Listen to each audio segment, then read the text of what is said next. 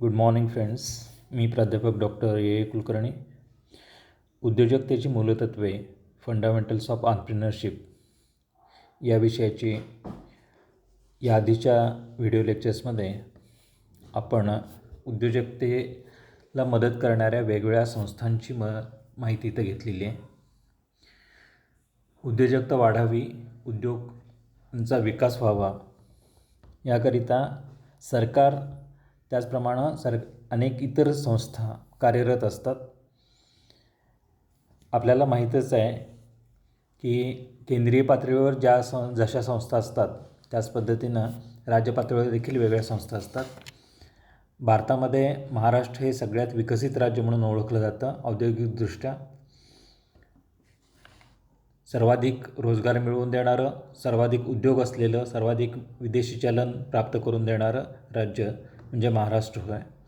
आणखी महाराष्ट्राच्या औद्योगिक विकासामध्ये ज्याचा सगळ्यात महत्त्वाचा वाटा आहे ती संस्था म्हणजे MIDC, महाराष्ट्र औद्योगिक विकास महामंडळ. आपला सर्वांना ही संस्था ज्ञात आहे, कारण MIDCच्या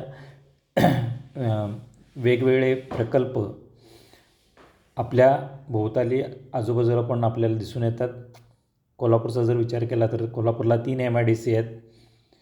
त्या म्हणजे गोकुळ शिरगाव आहे, शिरोली आहे, कागल 5 स्टार MIDC आहे. अशा अनेक वेगवेगळ्या शाखा किंवा ज्याला आस्थापना म्हणता येतील किंवा उद्योग केंद्र म्हणता येतील अशी स्थापन केलेली संस्था म्हणजे MIDC किंवा महाराष्ट्र इंडस्ट्रियल डेव्हलपमेंट कॉर्पोरेशन. या कॉर्पोरेशनची स्थापना, या महामंडळाची स्थापना 1961च्या कायद्यानुसार 1 ऑगस्ट 1962 रोजी उभारलं गेलं. राज्याच्या सर्व भागांचे सारख्या प्रमाणामध्ये औद्योगिकरण व्हावं, समान औद्योगिक विकास व्हावा या दृष्टीनं MIDCची स्थापना इथं केली गेली. आणि मुख्य कारण जे आहे ते म्हणजे मुंबई पुणे हा जो औद्योगिक पट्टा आहे त्या पट्ट्यामध्ये जे केंद्रीकरण झालेल्या उद्योगांचं ते उद्योग विकेंद्रित व्हावे, इतर भागामध्ये देखील उद्योग प्रस्थापित व्हावेत या दृष्टीनं MIDC इथं उभारली गेली आणि त्यांचे प्रकल्प वेगवेगळ्या ठिकाणी उभारले गेले. आजच्या घडीला 233 MIDCs इथं महाराष्ट्रामध्ये कार्यरत आहेत. वेगवेगळ्या औद्योगिक पट्ट्यामध्ये वेगवेगळे प्रकल्प MIDCनी उभे केलेले आहेत. हे जे महामंडळ आहे ते महाराष्ट्र सरकारनं स्थापन केलेलं महामंडळ आहे. याला प्रामुख्यानं पतपुरवठा महाराष्ट्र गव्हर्नमेंट करतं आणि त्यानंतर स्वायत्त स्वरूपाच्या पद्धतीनं हे महामंडळ कार्यरत असतं. आता या ठिकाणी या महामंडळामार्फत वेगवेगळी कार्य केली जातात. त्यामध्ये कारखान्यांसाठी निराळ्या आकारांचे भूमिखंड पाडणे, आणखी औद्योगिक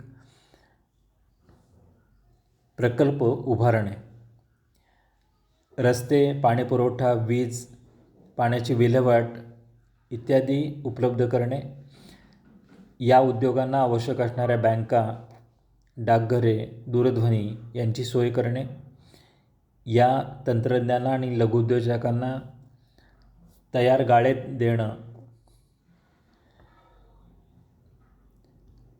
त्याच पद्धतीनं कर्मचाऱ्यांसाठी घरं बांधणं यासारखे अनेक कार्य या महामंडळामार्फत केली जातात. त्याचप्रमाणे बऱ्याच वेळा उद्योजकांना पतपुरवठा होणं आवश्यक असतं, पाणीपुरवठा होणं आवश्यक असतं. हे कार्य देखील या महामंडळामार्फत केलं जातं. आता जर कोल्हापूरची तुम्ही MIDC बघितली तर त्या ठिकाणी ते वेगवेगळे असे प्लॉट पाडले जातात.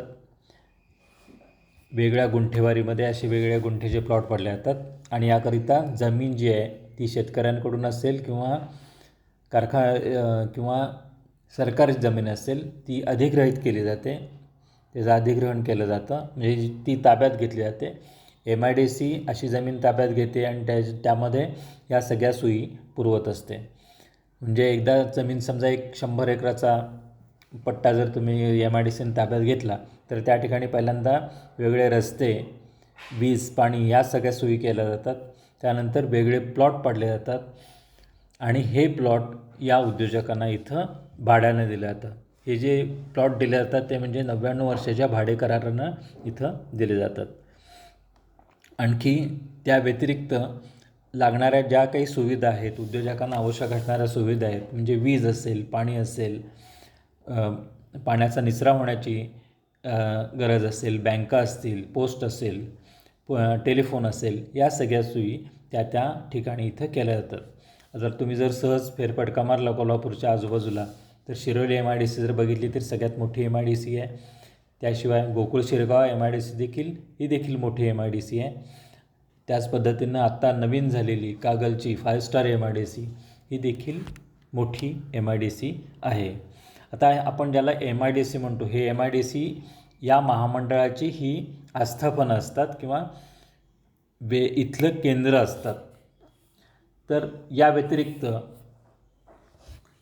अनेक कामं MIDC मार्फत केली जातात.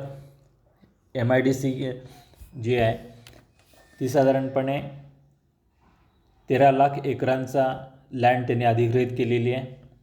संपूर्ण महाराष्ट्रामध्ये सध्याच्या घडीला आत्ता 233 इंडस्ट्रियल कॉम्प्लेक्सेस आहेत. म्हणजे आता आपण गोकुळ शिरगावचा एक कॉम्प्लेक्स धरला किंवा कागल MIDCचा एक कॉम्प्लेक्स धरला तर असे 233 आस्थापनं, कॉम्प्लेक्सेस वेगवेगळ्या भागामध्ये आहेत.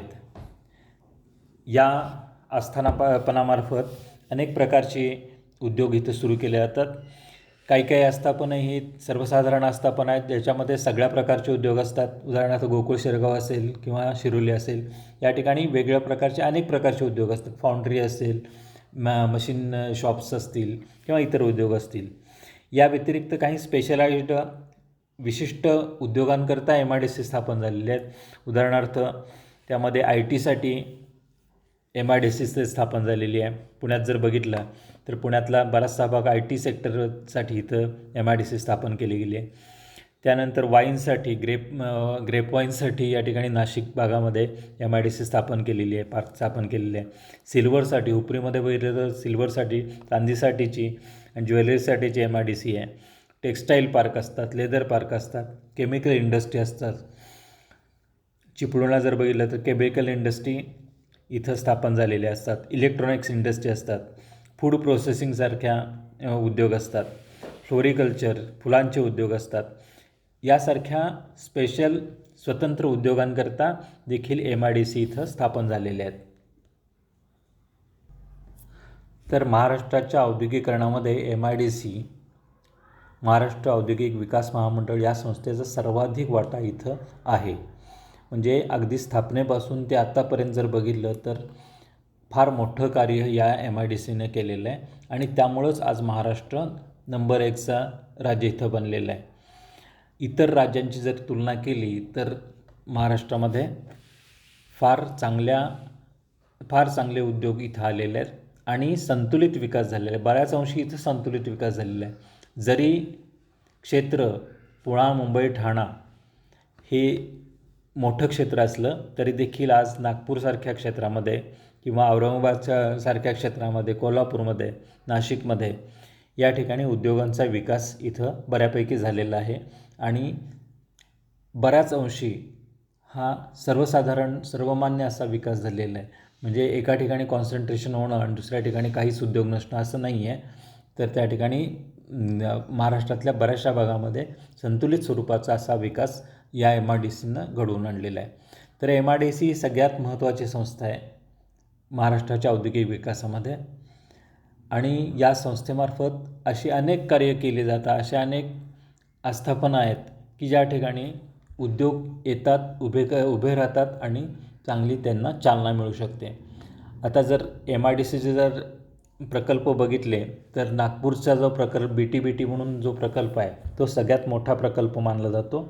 याशिवाय चाकण MIDC म्हणजे पुण्याजवळ चाकण आहे त्या ठिकाणी असणाऱ्या क्षेत्र देखील मोठं आहे.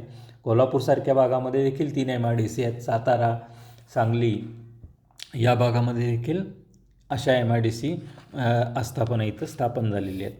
थोडक्यात MIDC हा सगळ्यात महत्त्वाचा घटक आहे जो औद्योगिकीकरणाला चालना देत असतो.